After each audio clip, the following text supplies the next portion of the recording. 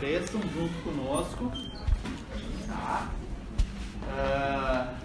Vocês hoje, falei para a turma da manhã, são mais cirurgiões dentistas do que estudantes de odontologia.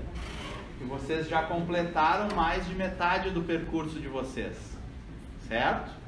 Então, o que se espera de um profissional da área de saúde? Responsabilidade, comprometimento e que vocês busquem as informações técnicas por si só. Vocês têm que aprender a aprender, certo? E isso a gente vai querer de vocês esse semestre, tá? Vou apresentar hoje os professores. Infelizmente o professor Eduardo não está aqui hoje, porque ele fez um procedimento e vai ficar talvez até quarta ou sexta fora, mas está tudo bem com ele, ele já vai retornar em seguida, tá? Então compõe a disciplina os professores, além do professor Eduardo Rolim Teixeira, o professor Roberto Cooper, a professora Roberta Limeira e eu, que sou o professor Diego Triquez e estou regente da disciplina, certo? O plano de ensino a gente vai revisar com vocês na aula prática, para que a gente possa evoluir com o conteúdo já desde o primeiro dia com vocês. Então, depois dessa apresentação inicial, o professor Roberto vai ficar com a palavra e vai ministrar a aula do cronograma. Se vocês perceberam, o plano de ensino está posto para vocês já no Moodle e também as orientações do laboratório. Alguém já viu isso? Tá? Confere, tá tudo certinho? Tá. Só para ter certeza que vocês estão conseguindo acessar bem o Moodle, tá? A gente tem por rotina usar o Moodle para colocar os conteúdos que a gente ministrou aqui, a orientação de ensino, mas a nossa disciplina é baseada no aprendizado através dos livros textos da bibliografia que nós recomendamos para vocês.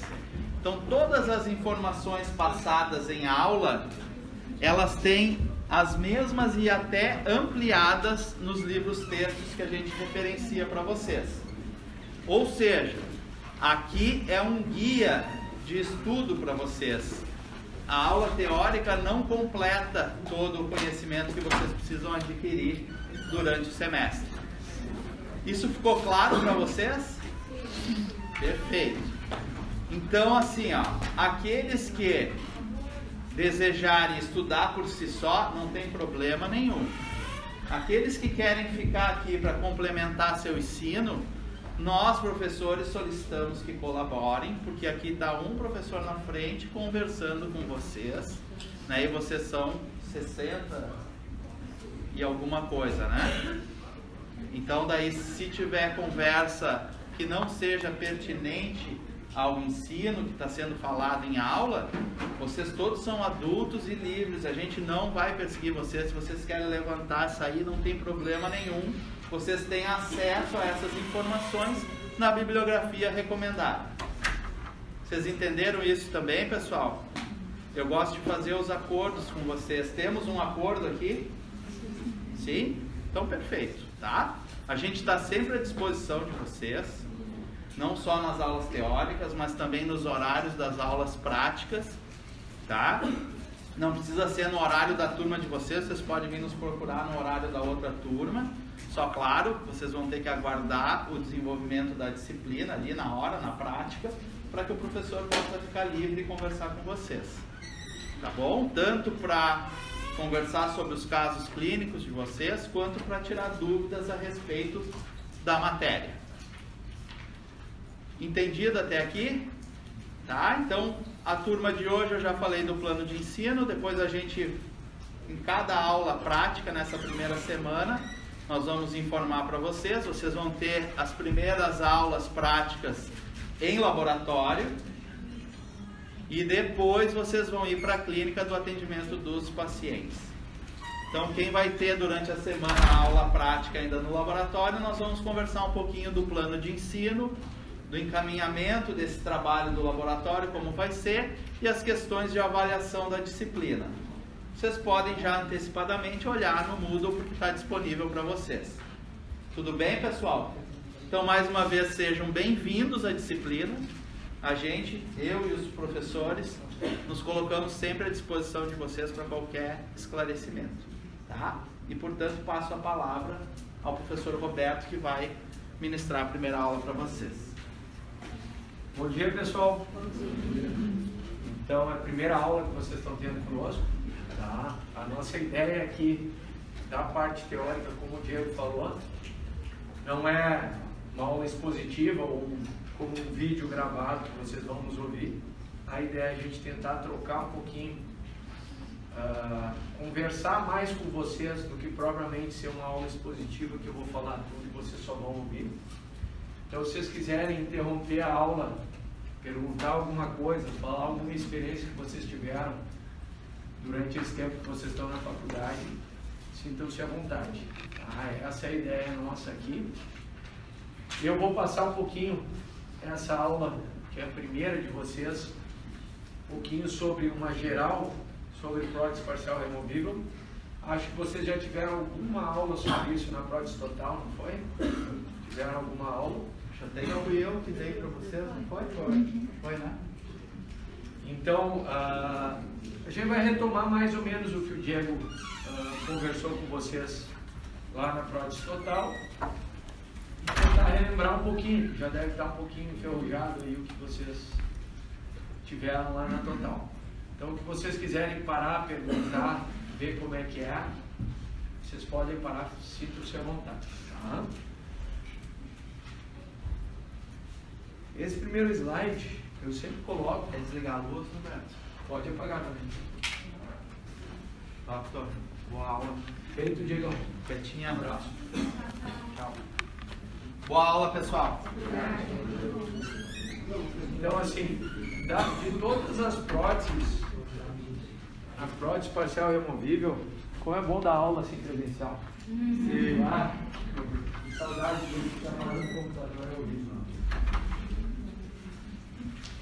De todas as próteses que nós temos, a removível com certeza é que a gente tem que se atentar mais ao detalhe.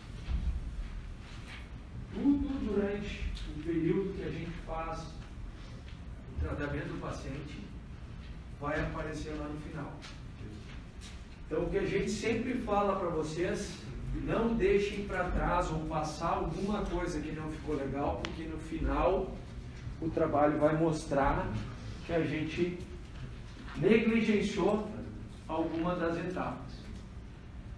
Nós aqui da disciplina não nos importamos se vocês tiverem que moldar 8, 10 vezes o paciente. A gente vai se importar se não ficou legal o trabalho lá no final. Isso acontece muito, tá, pessoal? Não precisa repetirem, avisa agora para não dar choradeira. Às vezes vocês... às vezes tem alunos que ficam tristes ou chateados de a gente dizer assim, não, repete que não ficou legal. É ao contrário, aproveitem esse tempo que vocês têm aqui, que o paciente sabe que vocês estão aprendendo, e aproveitem para fazer o correto, para fazer o certo. Se depois, lá fora, vocês quiserem fazer diferente, o problema é de vocês. Mas aqui dentro, e dentro da nossa disciplina, a gente vai cobrar o que é correto. Alguns de vocês já tiveram aula agora de manhã, a gente já deu uma pincelada de como a gente faz prótese, como a gente faz ajuste de plano, que é o que vocês vão começar a fazer agora. Então, o que é uma prótese removível? Tá? Prótese removível, assim, como todo trabalho em odontologia, não é só ciência. A gente é artista também. E também não é só arte. Arte é a ciência do belo, não é? É deixar alguma coisa bonita. É fazer alguma coisa que seja bacana, que seja bonita. Mas a gente tem que fazer, além de bonito, funcional. A gente tem que ter ciência no que a gente faz. Então, como conceito, a gente tem que a PPR é a arte e a ciência que vai substituir em um ou nos 2 maxilares um ou mais dentes ausentes. E essa prótese tem a peculiaridade de poder ser removida tanto por nós profissionais como pelo paciente com uma certa facilidade.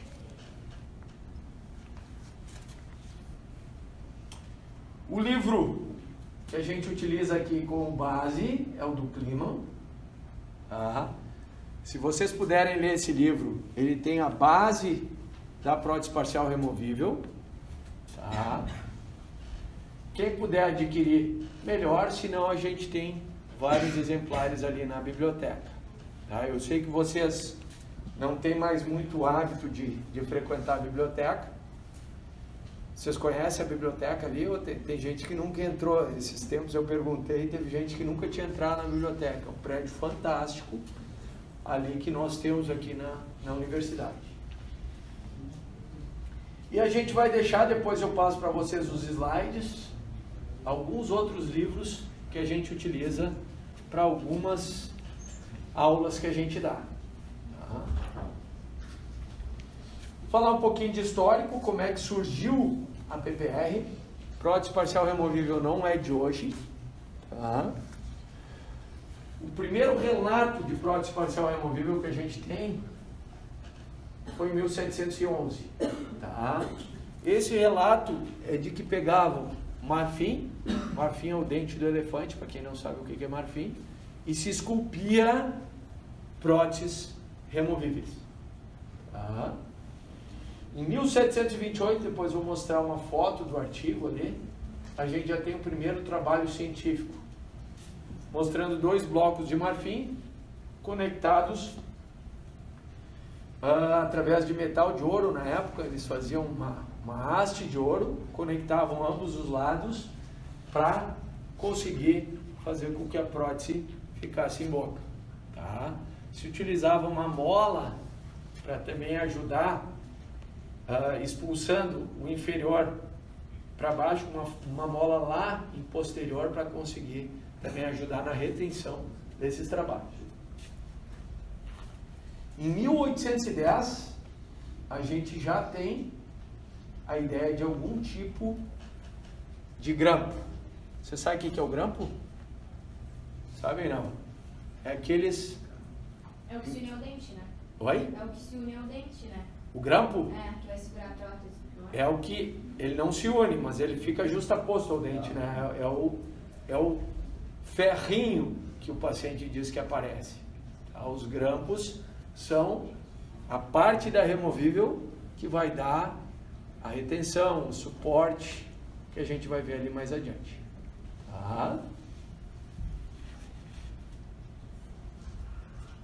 Em 1817, esse cara é fundamental para a prótese parcial removível.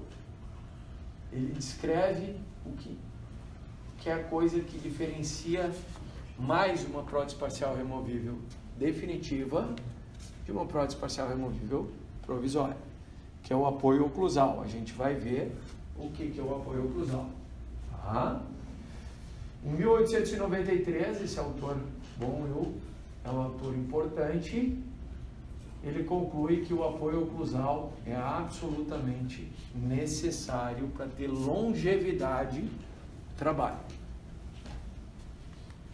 Então, lá o trabalho de Fauchard, então o que ele tinha? Isso aqui é marfim esculpido, tá, pessoal? E aí unido com bandas de ouro e uma mola na região posterior que empurrava o superior para cima e o inferior para baixo e não deixava isso soltar. Vocês observem que não tem grampos ainda. É através da mola que isso se mantinha no local. Depois a gente já vê alguns trabalhos iniciando com algum tipo de grampo que segurava essa prótese no lugar.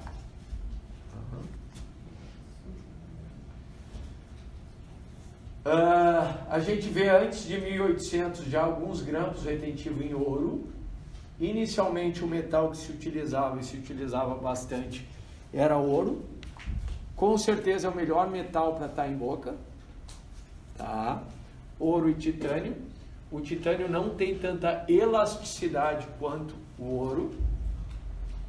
Por que a gente não usa mais ouro? Por que vocês acham? Porque é caro, né? Se eu pudesse, faria todas removíveis em ouro. O trabalho ia ficar muito melhor, ia ter muito mais retenção e uma longevidade maior. Em 1903, a gente vê barra palatina, e não só o inferior sendo unido, e sim o superior também. A barra palatina vai unir um lado até o outro. Em 1914, Henriqueisen apresenta o grampo tipo barra e alguns dos fundamentos dele. Protero, em 16, fala de linha de fulcro, vocês vão ouvir falar bastante disso. Tá? Aqui está errado o escrito, é Roat, esse aqui é o técnico dele. Ele descreve um paralelômetro em 1921. Akers, em 25, ele descreve a base e o fundamento dos grampos circulares ou circunferenciais. E em 1930 a gente tem os princípios do grampo tipo barra, que podem ser utilizados também nos grampos circunferenciais. Isso eu trouxe esse slide para vocês, porque na literatura vocês vão observar alguns sinônimos de prótese parcial removível, como ponte móvel, ponte de Roth, prótese a grampo e dentadura parcial. Então, se vocês pegarem alguns livros mais antigos, eles vão ter essa expressão querendo dizer prótese parcial removível. Quais são as indicações que nós temos para prótese parcial removível? Antes de existir implante, quando o paciente era desdentado posterior, a única solução possível que a gente tinha era a PPR. Então, hoje nós temos implantes, às vezes a gente consegue fazer uma prótese sobre implante, mas principalmente no arco inferior, muitas vezes o paciente não tem estrutura óssea suficiente para a colocação de implantes. E enxerto em zona posterior de mandíbula, ele tem um prognóstico muito duvidoso. Tá? A mandíbula é um osso muito cortical, tem pouca vascularização, e os enxertos, o prognóstico não é tão bom quanto numa maxila, que a gente sabe que a gente consegue uma estrutura óssea, repor estrutura óssea perdida. Então, muitas vezes a gente não vai conseguir colocar implantes na região posterior de mandíbula, e a gente tem que, a única solução possível para o caso seria uma prótese parcial removível. Recolocação imediata de dentes extraídos. Os dentes podem ser, eu poderia fazer uma pontezinha fixa daqui, também pode, mas pode ser uma prótese parcial removível também. Espaços edêntulos extensos. Isso aqui é uma ponte que vai do Iapoque ao Chuí, né? A ponte do... Biomecanicamente isso aqui falha, tá, pessoal?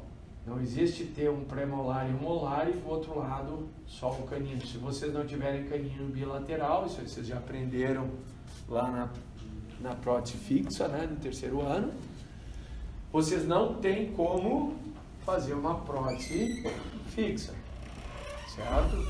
Mais adiante, acho que no segundo semestre, a gente vai dar uma aula para vocês de planejamento de prótese fixa, onde a gente fala bastante de polígono de Roy. Vocês vão ver que esse tipo de prótese está contraindicado a fazer uma prótese fixa. E aí a prótese removível a gente consegue repor esses dentes perdidos. Dente com estrutura periodontal reduzida. A sustentação periodontal reduzida. Eu posso fazer uma ponte fixa naquele traço ali? Posso? Não, né? Por que eu não posso fazer? Vocês já ouviram falar de lei de Ante? O que é a lei de Ante? A superfície ligamentar tem que ser igual ou maior aos dentes faltantes. Superfície ligamental dos dentes pilares tem que ser maior ou igual do dente que vai ser substituído, certo? Aqui a gente tem uma superfície periodontal pequena. Não vou conseguir. E prótese parcial, o que vai acontecer se eu fizer uma fixa? Por que não pode? Porque o Edgar disse essa lei, e essa lei aí eu vou ir preso se eu fizer. Dá 2 anos de prisão. As forças anti-ligatórias iriam acabar fazendo fratura, quebra do ponte, do dente? Fratura não. Pelo contrário, fraturar dificilmente vai fraturar se tu fizer, porque se eu tiver ligamento periodontal suficiente, eu posso fazer uma fixa, certo? Mas sobrecarregar, que nem tu falou, com certeza. Esses dentes não estão suportando quase nem só eles. Imagina se eu colocar um ponte, a chance de eu ter uma mobilidade e perder mais ainda a minha sustentação é enorme, certo? Eu vou acabar extraindo em médio prazo esses dentes. Concordam comigo? É por isso que tem a lei de Ante, certo? Nem sempre essa lei vai ser aplicada. Vocês vão ver depois quando a gente estiver falando sobre o polígono de Roy, planejamento de prótese fixa, às vezes a gente esquece essa lei e pode fazer uma prótese fixa, certo? Mas para pacientes que não tenham problema periodontal. A lei de Ante foi criada justamente para pacientes periodontais. Tá? Ah, mas PPR tu pode fazer? Posso. Por quê? Eu tenho suporte da mucosa e os grampos não são cimentados nos dentes. Então eu permito uma certa movimentação desses dentes, inclusive dentro do grampo. Certo? Mas pela questão de mobilidade, por ser uma questão da doença periodontal, não tem risco de sofrer mais movimentação. Com a removível? Não, porque eu tenho o suporte ali da fibromucosa. A mucosa vai me ajudar quando mastigar, vai na mucosa e a mucosa não vai deixar esse dente ficar se movimentando. Quando vocês fazem uma fixa, somente os dentes suportam toda a carga mastigatória. Quando fazem uma removível, vocês têm a fibromucosa também ajudando. E sempre na removível eu vou unir bilateralmente eles. Então, se eu tentar movimentar para cá, eu tenho os dentes do outro lado segurando para não se movimentar. Tá? Então, mecanicamente eu posso fazer. Reabsorções extensas. Faz de conta que isso aqui é um canino, tá? Eu poderia, se fosse um canino, eu poderia fazer uma fixa daqui até aqui, pegando um premolar, certo? O que adianta eu botar dente se eu não tenho tecido mole? Eu não vou ter suporte para o lábio. Entenderam isso? Ah, mas eu faço em cerâmica esse suporte para o lábio. Como é que o paciente vai limpar se for fixo? Hoje a gente vê no Instagram Um monte de gente postando aqueles protocolos. Você sabe o que é o protocolo de implante? Que na hora que o cimento ficou lindo, abraçando assim, ó, como se fosse uma sela de cavalo o rebordo. Como é que o paciente limpa aquilo? Entenderam o que eu estou perguntando? Às vezes a gente pega no consultório protocolo assim, chega a ter até minhoca lá embaixo quando a gente tira. É podre. Então, não adianta ser bonitinho para postar no Instagram, ficar bonita a foto, se a gente não pensar na funcionalidade. Existe, quando a gente faz prótese parcial removível, um tripé que a gente tem que estar sempre atento, que é estética, função e conforto. A gente tem que estar sempre pensando nessas 3 características que a prótese tem que ter. Cirurgia bucomaxilofacial. Paciente com palato fendido. Alguém já atendeu? Não? Você sabe o que é palato fendido? Sabe? Tem uma comunicação buco-sinusal e buco-nasal. Né? Então, o paciente muitas vezes vai beber água, sai pelo nariz a água. Certo? Ou se engasga.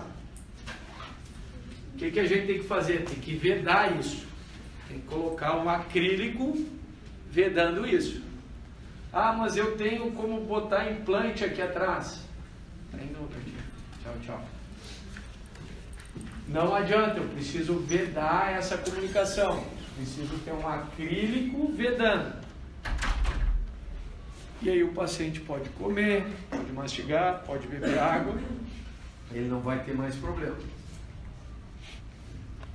Contenção de fratura, hoje a gente utiliza muito pouco.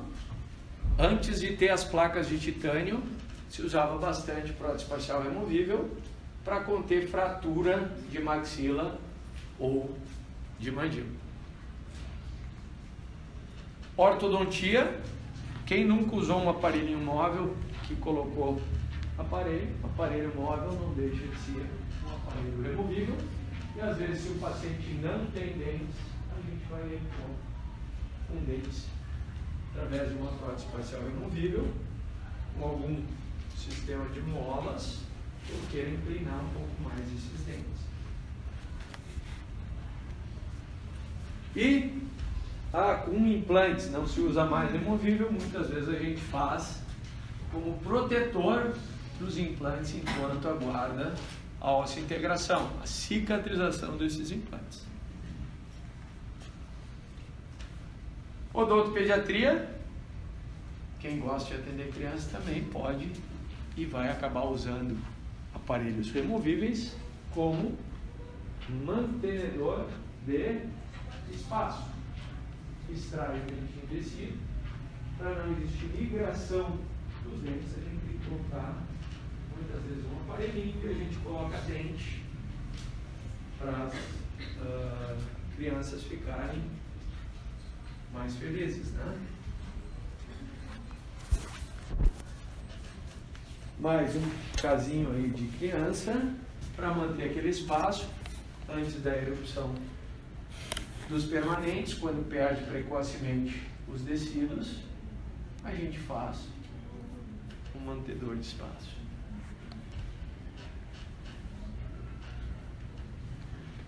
E fator de ordem econômica.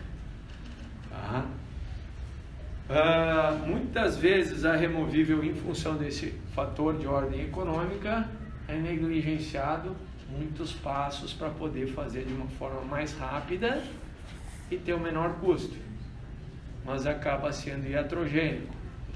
Com o tempo acaba destruindo mais do que tendo a função de restabelecer uma oclusão correta do paciente. Não? Fator de ordem econômica. O paciente não tem dinheiro. Tem pouco dinheiro. Tem muitos profissionais que cobram mais barato a removível. E para diminuir o custo, muitas vezes voltam, fazem preparo de boca, não fazem nada, e aí volta a removível completamente errada e acaba destruindo ainda mais. Na verdade, a gente tem que, sempre, independente do custo, buscar fazer a coisa correta, né? A coisa certa. Então, vocês vão ver ao longo do semestre que existem vários passos que a gente tem que dar para conseguir uma prótese parcial removível adequada. E a gente não pode negligenciar isso enquanto profissional. Contraindicação: problemas motores, porque é paciente que não vai conseguir, se o paciente tem Parkinson, por exemplo. A gente tem que ensinar, às vezes, o cuidador a remover essa prótese. Então, se tem problema motor, às vezes não vai conseguir remover a prótese parcial removível. Debilidade mental: às vezes paciente que não consegue se controlar, fica tirando e colocando a prótese, não vai dar para fazer. E pobre higiene bucal. O que a gente pode fazer com o paciente que tem pobre higiene bucal? Qual é o trabalho que a gente pode fazer para ele? Ensinar ele a ser um rico em higiene bucal, né? Uma das coisas mais difíceis que tem para o ser humano fazer é o quê? Mudança de hábito. Mudar hábito é uma das coisas mais difíceis que a gente tem. Muito difícil da gente conseguir fazer. Por isso que quem fuma não deixa de fumar. Não é só a nicotina. Mantém o hábito. O cara toma um cafezinho, chega a tomar um cafezinho, se não dá para o cigarro, está com os dois dedos juntos como se tivesse. É hábito.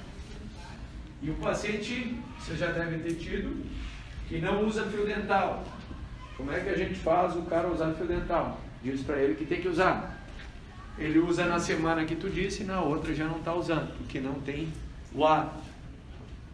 Eu sempre, os meus pacientes, eu sugiro botar um post-it no meio do espelho do banheiro, para ele olhar aquilo e lembrar que tem que passar o fio dental.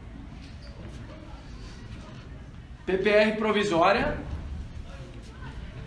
a chamada perereca, né?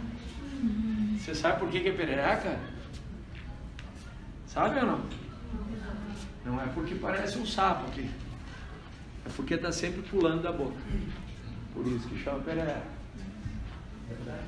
Está sempre saltando, jogando de um lado para o outro. Tá? Então, vocês observem que a perereca não tem apoios. Isso para mim é a maior diferença em relação à prótese definitiva.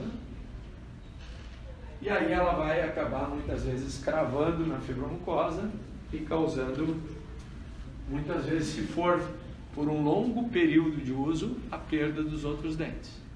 Porque onde existe compressão vai existir reabsorção do osso, certo? Ali uma PPR provisória inferior.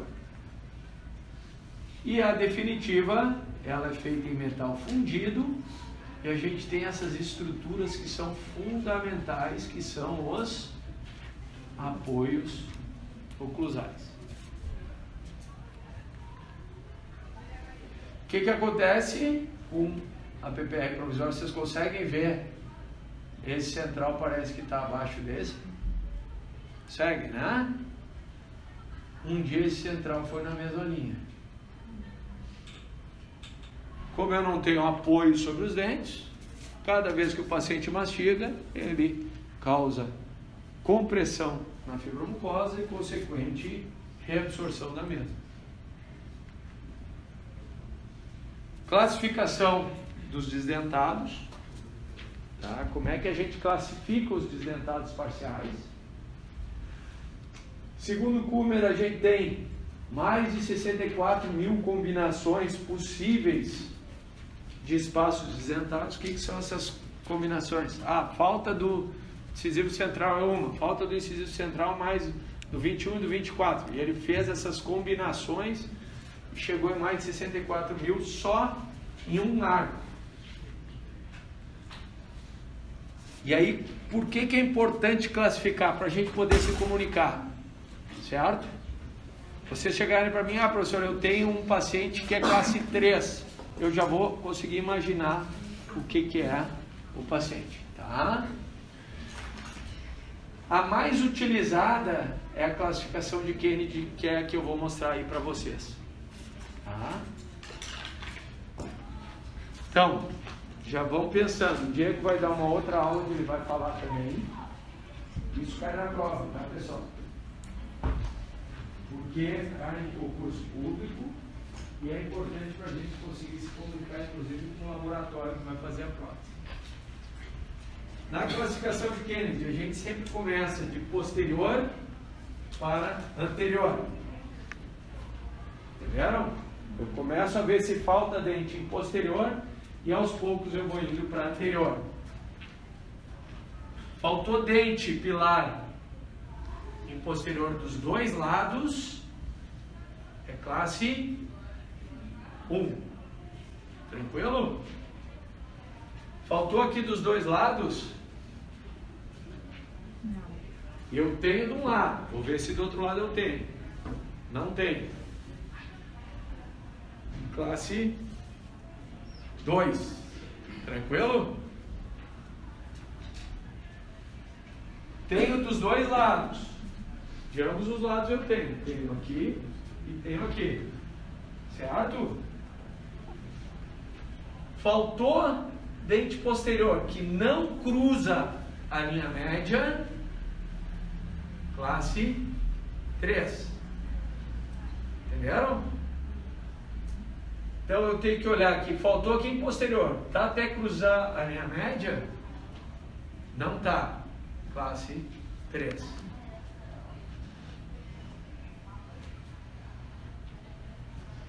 Faltou, pode ser em posterior ou em anterior. Cruzou a linha média, eu só tenho um espaço, classe 4.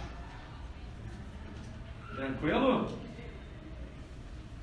Se eu tiver faltando mais esse molar aqui, por exemplo, que classe que é? 3. Por quê? Porque eu tenho um espaço que não cruzou a linha média. Sempre a classe anterior é a que vale. Entenderam? Não entenderam essa parte, né? Não, vamos lá, vamos de novo. Classe 3. Tá, classe 3. A 1 e a 2 está tranquilo, né? Faltou posterior dos dois lados 1. Tenho posterior de um lado, não tenho do outro lado 2. Certo? Se eu tiver falta de algum dente posterior que não cruzar a linha média, classe 3. Independe de eu ter outro espaço que cruze a linha média. Entenderam agora? Não. Foi mais fácil de entender? Se existir algum espaço que não cruzou a linha média, é classe 3. Para ser classe 4, tem que ter apenas um espaço desdentado que cruze a linha média. Entenderam agora ou não? Ah, oi? Como é que seria classe 3 ali, no caso, se tivesse faltando molar e continuasse faltando dentes? Tá, vamos lá, boa pergunta. Não tenho esse molar, essa é a tua pergunta, né? Igual o Vitor falou Tá, anteriormente. não tenho esse molar. Eu tenho algum espaço posterior que não cruze a linha média? Tenho, né? Esse aqui. Não tenho? Esse aqui cruza a linha média? Não. Então já é classe 3. Mesmo faltando todos aqueles anteriores? Mesmo faltando todos aqueles. Se eu tiver faltando esse premolar, só esse premolar, classe 3, porque esse espaço não cruzou. Por esse motivo que a classe 4 não tem uma coisa que a gente chama de subdivisão, que é espaços desdentados, porque não tem como ter dois espaços. Esse aqui só vai ser um espaço sempre. Entendeu? Porque se tiver outro já cai para classe 3. Conseguem entender isso? Vou passar aqui que vai ficar um pouquinho mais claro, tá?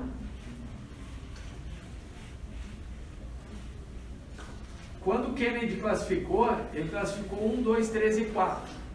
Tá? E Applegate, ele pegou e disse, tem algumas coisas que a classificação está confusa. E aí ele fez algumas regras para a gente classificar os desdentados parciais. Primeiro, a classificação só é feita depois das extrações. Não adianta nada vocês dizerem para mim que é uma classe 3, se depois vocês extraírem os molares. Entenderam? A gente só vai classificar o paciente depois que a gente tiver todas as extrações feitas. Certo? Os sisos não contam, a não ser que a gente vá utilizar eles na prótese parcial removível. Se não, quando eu tivesse paciente só até segundo molar, sempre seria classe 1, porque eu não teria os dois sisos que são os mais posteriores. Entenderam? Conseguem entender isso? Se a gente utilizar o terceiro molar como suporte, botar um grampo, um apoio lá naquele terceiro molar, ele vai contar. Então, se eu tenho siso, não tenho os molares e tenho pré-molar, ele vai ser classe 3, porque eu estou utilizando o siso como suporte da removível. Estão entendendo isso? Se eu tiver uma prótese que eu vou fazer, que falta o segundo molar, e eu decidi não incluir o segundo molar. Falta o segundo molar, o paciente tem o primeiro molar, faltam os pré-molares, e depois ele tem todos os dentes.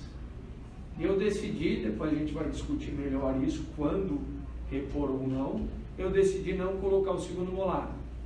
Eu não vou considerar o segundo molar na classificação. Entenderam? Se eu não for utilizar o dente posterior, o segundo molar, eu não vou utilizar ele na classificação. Se eles não forem ser repostos na prótese parcial removível. Se a gente for repor, a gente tem que considerar o segundo molar. Tranquilo? Já falei para vocês essa regra, as posteriores regem a classificação. Então, sempre a classe 1, quando é um, independente de eu ter mais espaços desdentados, ele vai continuar sendo classe 1. Se for classe 2, que está faltando o posterior de um lado, mesmo eu tendo um monte de espaços intercalares entre os dentes desdentados, continua sendo classe 2. Isso vocês conseguem entender, né? Classe 3, que é a tua pergunta. Se eu tiver um espaço posterior entre dentes que não cruzou a linha média, já não vai ser classe 4, porque ele é classe 3. Conseguem entender isso? E a classe 4 vai ser só quando eu tiver um único espaço que cruza a linha média. Aqui, vou mostrar exemplos para vocês. Só lendo é difícil de entender. As demais áreas dão origem às modificações ou subclasses. Tá? Deixa eu mostrar os exemplos que fica mais claro. Eu vou ter, por exemplo, falta os dois molares de cada lado, e eu tenho falta de um premolar e um incisivo anterior. Eu tenho dois espaços desdentados entre dentes.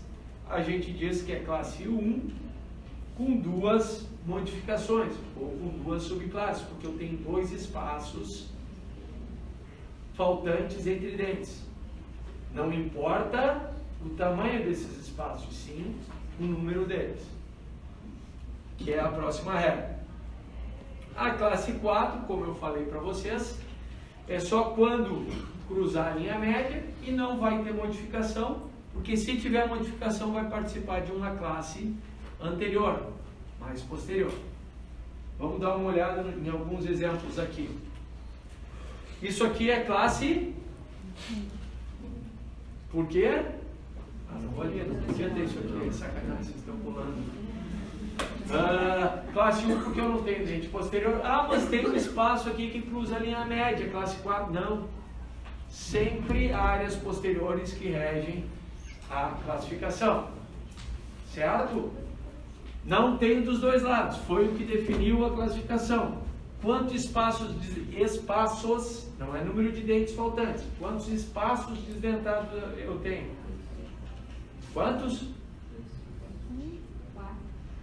Além do que classificou, eu tenho 1.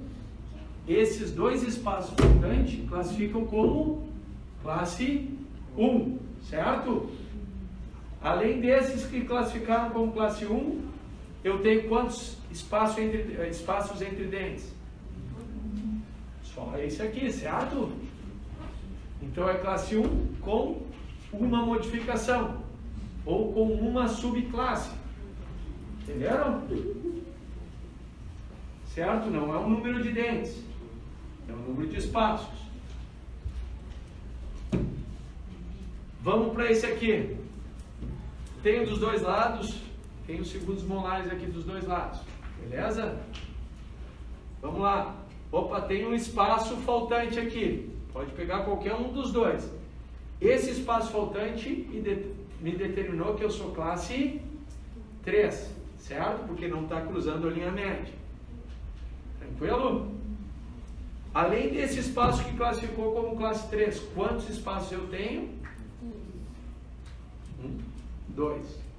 É muito comum vocês errarem fazendo assim, é classe 3 com mais 1, 2, 3 espaços. Não, tem um dos espaços que vai definir a classe.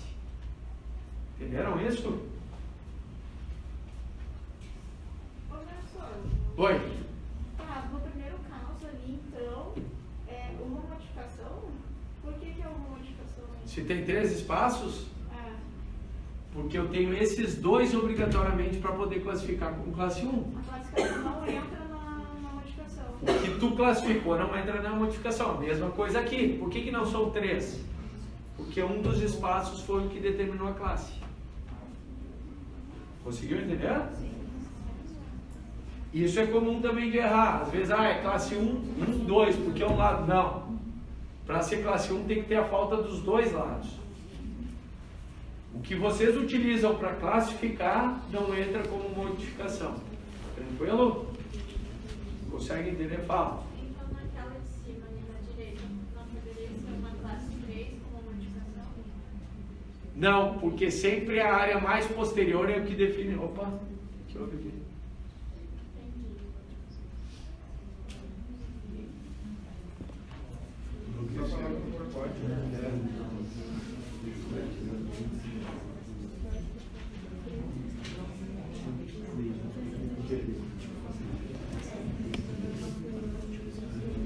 Ficou claro? Ficou claro para todo mundo? Semana que vem dá para ter prova de classificação e todo mundo acerta. Beleza.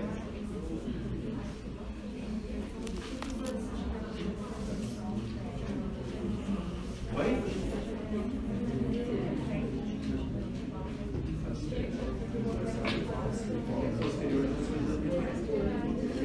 Tem uma modificação que não cruza a linha média. Eu tenho 2 dentes posteriores. Linha média é linha média.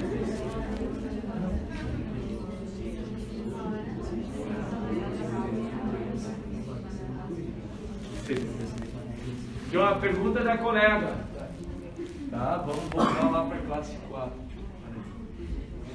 Professor, Oi. só fiz uma dúvida na pergunta dela, da de cima da direita, é classe 2, não 13, porque a classe 2 vem antes da 13. Sempre a área mais posterior é a que determina a classificação. Qual é o espaço mais posterior aqui? Esse aqui, porque está faltando dente aqui. Então eu tenho de um lado sem dente e do outro lado eu tenho dente. Classe 2. Entendeu? Sim. Pergunta da colega. Se eu tivesse todos os dentes, faltasse canino e lateral, que classe seria? Pergunta da colega. Tenho todos os dentes. Faltou o canino e o lateral.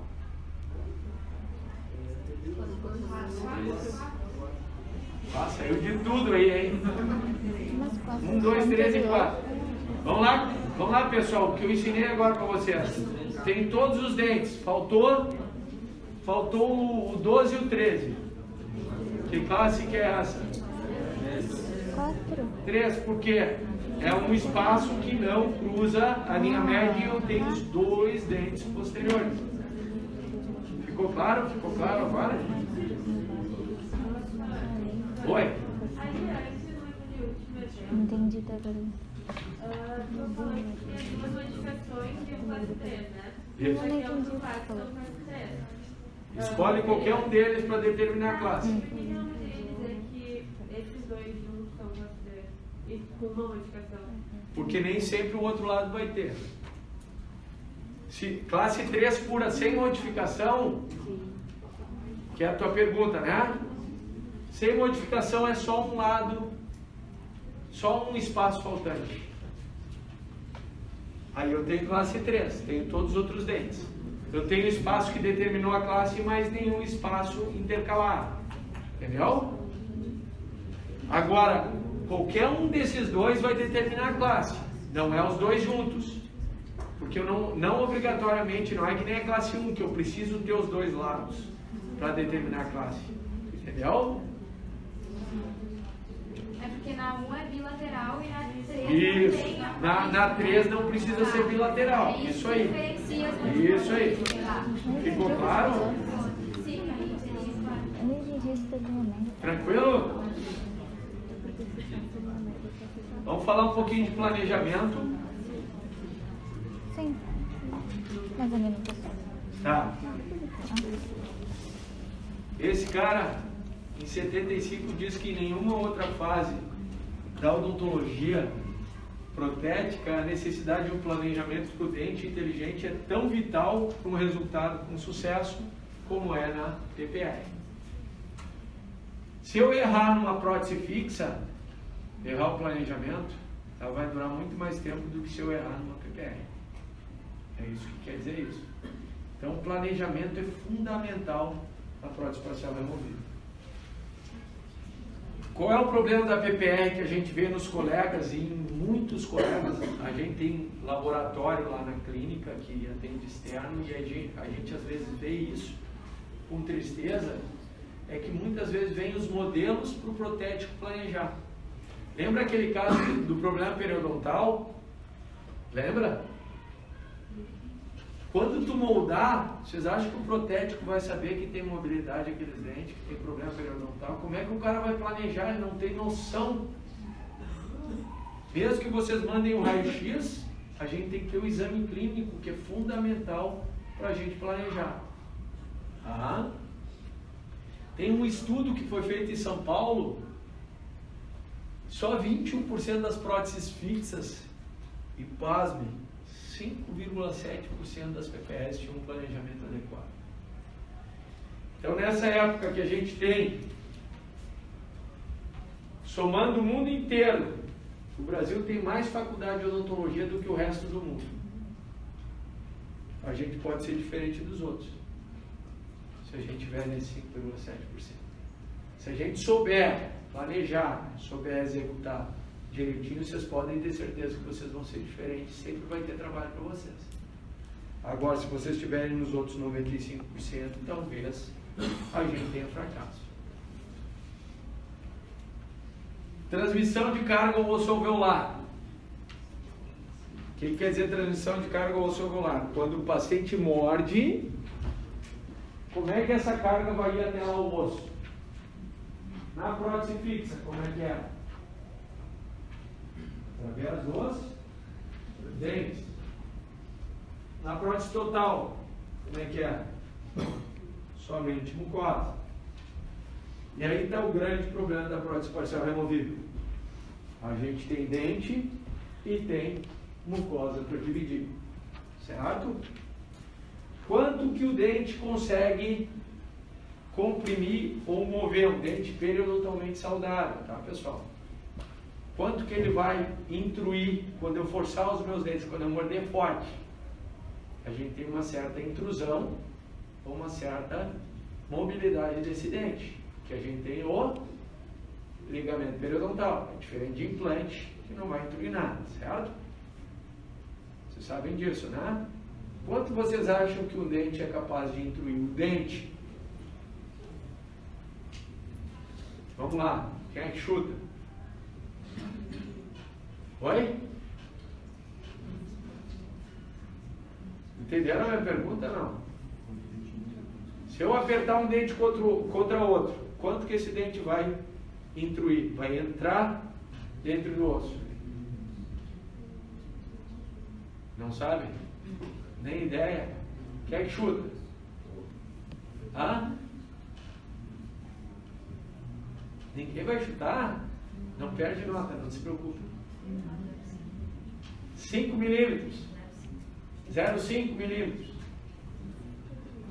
Alguém acha que é mais? Pô, 5 milímetros às vezes é quase o tamanho do dente, né? Não vai ser, né? Um dente saudável, ele vai intruir 0,1, no máximo 0,2 milímetros. É quase nada. Se fosse 0,5, a gente estaria 1 milímetro, quando apertasse na boca, fechava mais e menos. A gente não tem. Tá? Então é 0,1, 0,2 milímetros. Quanto que uma fibromucosa é capaz de intruir? Quanto que vocês acham que a fibromucosa, a gengiva, ela intrui? Hã? É mais que o dente, né? Se eu apertar meu dente, quanto que eu vou conseguir empurrar ele para dentro? 0,1, 0,2. E a mucosa, se eu apertar ela, é mais do que o dente, concordam? O dobro? Algumas até 4 milímetros. 40 vezes mais. Esse é o problema da removível. A gente vai ter suporte no dente e na fibromucosa. Então a gente vai ter uma certa rotação com alguns fulcros no meio do caminho. Certo? Então, se eu tiver, por exemplo, uma classe 3 com espaço curto, vai funcionar como uma prótese fixa. Só os dentes que vão transmitir até o osso alveolar. Concordam? Porque eu vou ter apoio nos dentes vizinhos, ao espaço.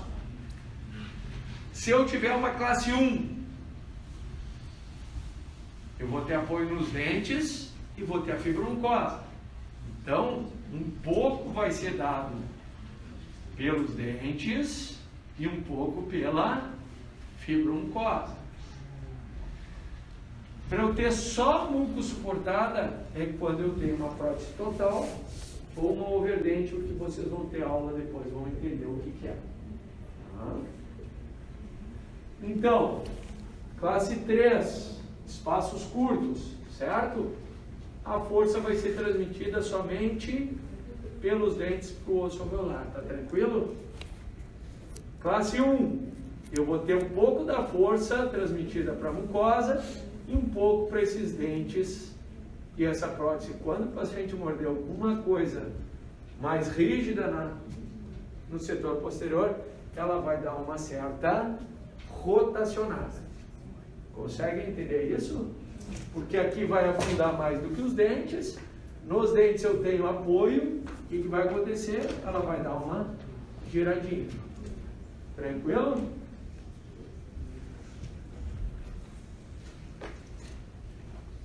Vamos ver as partes constituintes. Retentores. O que são os retentores? São os grampos, encaixes e presários. Eu vou mostrar as fotos para vocês. As celas a gente tem acrílica e metálica, dentes artificiais, que podem ser acrílicos, metálicos, cerâmicos, posso ter oclusal metálica, e aí posso ter alguns sistemas de acrílico que eu também uso para fazer os dentes artificiais. E conectores maiores e menores. Vamos ver os retentores. Retentores, quais são as funções dos grampos, dos retentores que a gente tem? O que é retenção para um grampo? Evitar que a prótese se desloque no sentido cérvico-oclusal, que ela saia da boca, certo? Isso se chama retenção. Suporte. Evita o movimento contrário. Quando o paciente morder, não vai cravar na gengiva. Certo? Evita o deslocamento da prótese no sentido ocluso gengival ou ocluso cervical. Tranquilo? E estabilidade. Vai evitar o deslocamento dessa prótese para um lado e para o outro. Ela vai estar estável no lugar e não vai mais se mexer. Entenderam as funções? Retenção. A gente tem um grampo que passa. Você sabe o que é equador, né? Já ouviram falar no equador do dente? Parte mais gordinha do dente. Certo? Se eu passar para baixo da parte mais gordinha do dente, eu vou ter retenção. Para cima, dependendo do que eu colocar, se tiver numa área expulsiva, ele vai soltar. Certo? Então eu tenho que ter um grampo que ele passa dessa parte mais gordinha do dente para ele fazer o clique. Ele vai ter que abrir aqui e fechar. Entenderam? Ele vai abrir, ele é elástico, fecha e faz o clique. E vai prender a prótese, não vai deixar ela soltar assim tão fácil. Vocês já tiveram orto? Não, começa agora. Não, começa agora. Na orto vocês vão fazer esses grampinhos também. Fixação. Lembra o que é fixação? Não deixar a prótese intruir. Não deixar ela se deslocar no sentido ocluso gengival. O que nós temos? Os apoios. Então eu tenho uma parte metálica rígida que vai numa cavidade que eu vou fazer com broca nos dentes e quando o paciente morder, não vai deixar essa prótese entrar. Entenderam? Linha de fulcro e estabilidade. Quando eu tenho grampos, se eu tiver 2 apoios, um de cada lado, eu vou ter como uma gangorra aqui. Quando o paciente morder, eu tenho fulcro aqui, tudo que está aqui para frente levanta, que nem uma gangorra. Conseguem entender isso? Entendem isso? E se o paciente morder alguma coisa pegajosa aqui, esse gira, tem um fulcro aqui e esse aqui baixa. Entendem, né? Conseguem entender isso? Se eu tiver apenas 2 apoios, 2 pontos apoiando uma PPR aqui. Se o paciente morder, a parte que dá na frente dos apoios levanta. Se pegar um caramelo lá atrás, a parte da frente baixa. Tranquilo? Esse movimento, quando o paciente morder, eu não tenho como evitar de ele subir. Agora, quando vier um caramelo aqui, eu consigo evitar se eu botar um apoio mais anterior. Entenderam? Que a gente chama de retenção indireta. Então, quando o paciente morder alguma coisa, um caramelo aqui, vai tentar girar, vai bater aqui e não vai conseguir girar. Quando ele morder lá a carne de pescoço, vai continuar girando e levantando um pouquinho esse apoio. Consegue entender isso?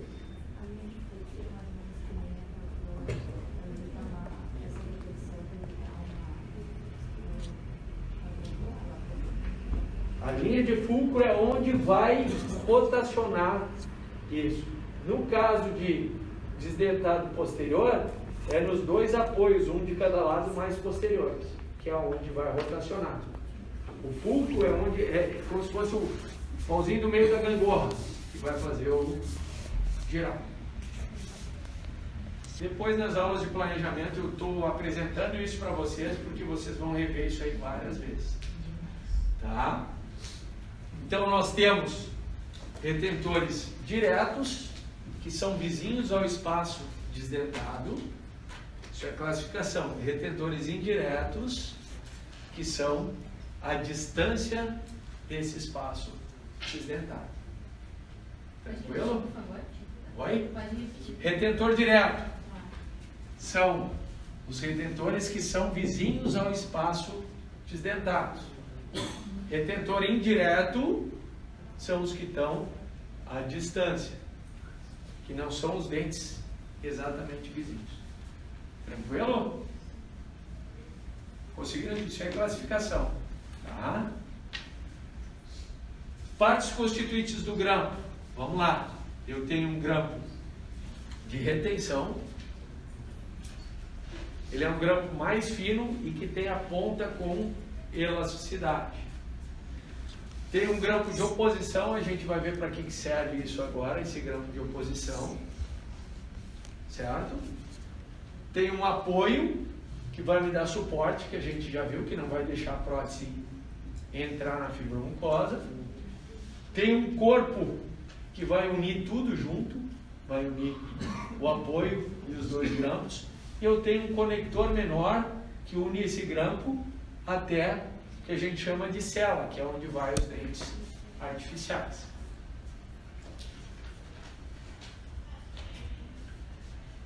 Mais uma classificação. Isso aí depois vocês vão ver de novo, tá, pessoal? Eu estou jogando para vocês já terem um pouquinho de familiarização com o que a gente vai falar nas próximas aulas. Grampos circunferenciais são grampos de abraçamento. Então é o grampo que vai abraçar o dente, certo? Ele fica todo ele vindo da cela e todo ele ao redor do dente, certo? Vem do apoio, sai um braço vestibular e um braço lingual. Por abraçamento, pode ser um braço lingual que faz a volta, a gente chama de circular, que vai abraçar o dente. Pode ser um de um lado e o outro do outro, também é por abraçamento, porque está abraçando o dente. A gente chama esses grampos de, ou retentor circular, certo? De ação de ponta, foi idealizado por Roth. É o grampo que sai da cela e vem formando um ângulo reto com o dente. Então ele não abraça mais o dente, ele vem da cela, sai uma ponta e crava no dente essa ponta. E através disso a gente consegue uma retenção. Conseguiram entender a classificação de um e do outro? Tranquilo? Os apoios, onde é que eles vão estar colocados? E isso é uma negligência também que ocorre muitas vezes. Está errado. A gente tem que preparar o dente para receber esse apoio. Se eu não preparo, além de ficar num plano inclinado, muitas vezes vai ficar com interferência oclusal, certo? Um dente está encaixando no outro. Se eu colocar um apoio, um metal sobre o dente, o que vai acontecer? Quando o paciente morder, ele fica alto. Consegue entender isso? Eu preciso ter um encaixezinho para o apoio assentar. E esse encaixezinho para o apoio assentar a gente chama de descanso, ou mais comumente a gente chama de nichos. Certo? Tudo nomenclatura, não sei se é novo para vocês isso, mas é de relembrar lá da total. Os apoios. Quais são as funções? Fixação. Lembra que eu falei para vocês as funções dos retentores? Ele não vai deixar a prótese intruir, certo? Dessa forma ele vai distribuir as forças oclusais ao longo eixo do dente.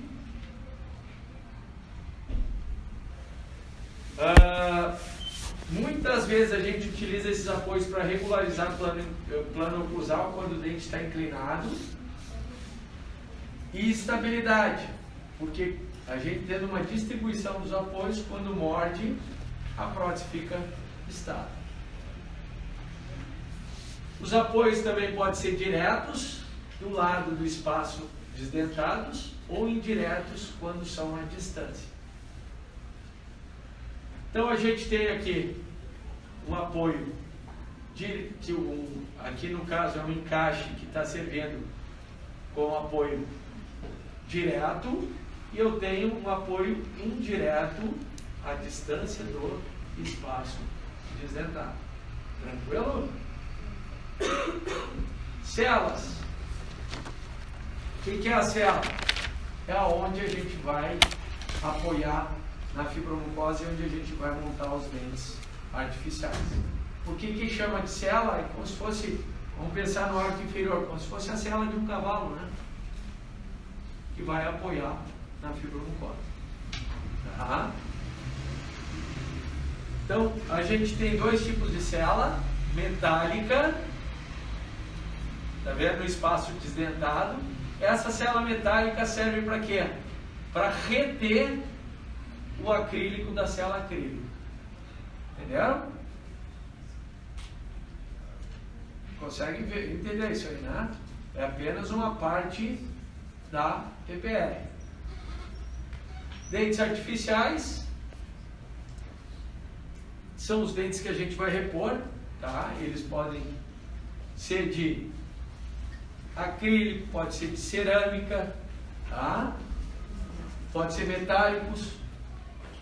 Qual é a função desses dentes? Preenchimento, devolvendo estética, fonética e evitando a migração dos dentes. E suporte nas PPRs dentro suportada, porque vai transmitir a força mastigatória para a fibromucosa e para o osso alveolar. Tranquilo?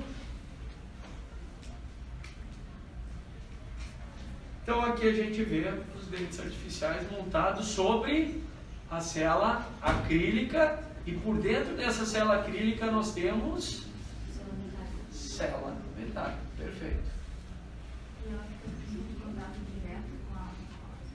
A metálica ou a acrílica? A metálica não. A metálica não vai ter contato com a fibromucosa. Ela vai estar dentro da acrílica, que essa sim tem contato com a fibromucosa, como na prótese frontal. Os conectores. Conectores, a gente tem os conectores menores que vão unir os grampos, apoios, encaixes às celas, e a gente tem os conectores maiores que vão unir todas as partes da removível. Entenderam?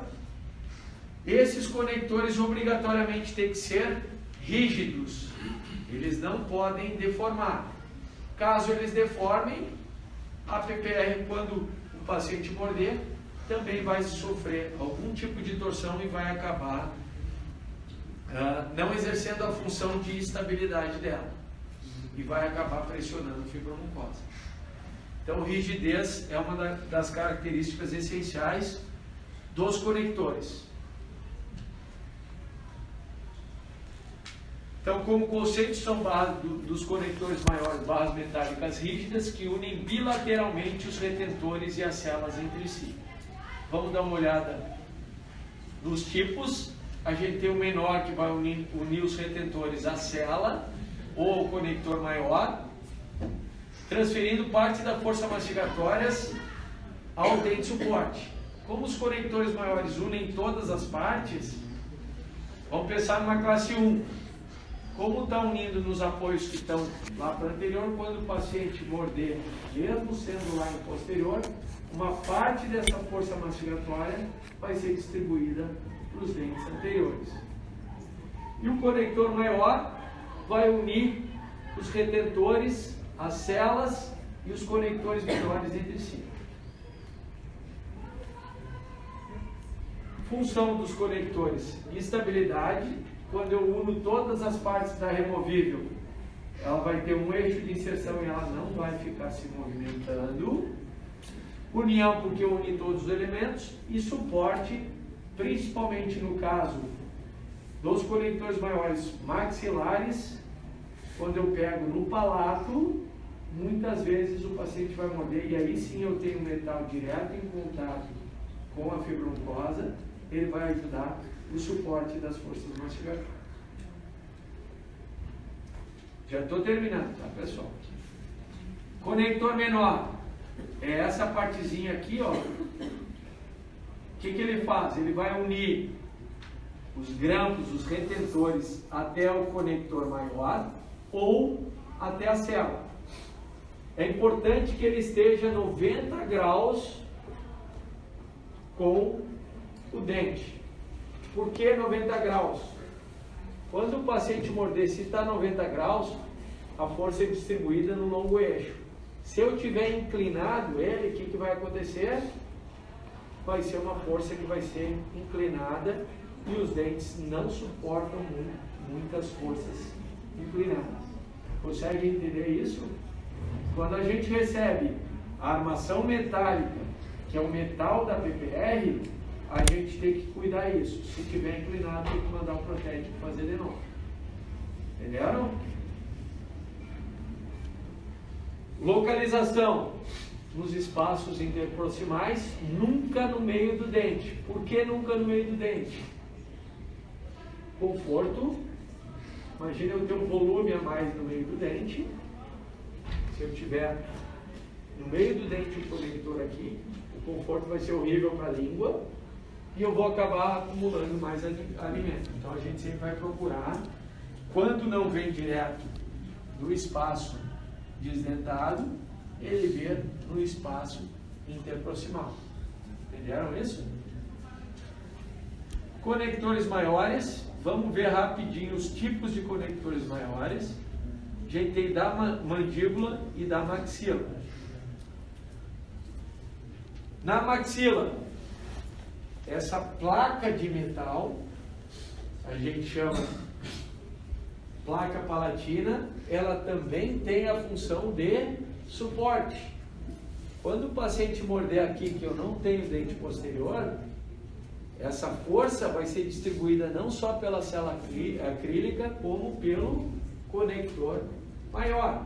Vai morder aqui, essa região vai tentar afundar e vai distribuir a carga até o osso alveolar através da fibromucosa. Entendem isso?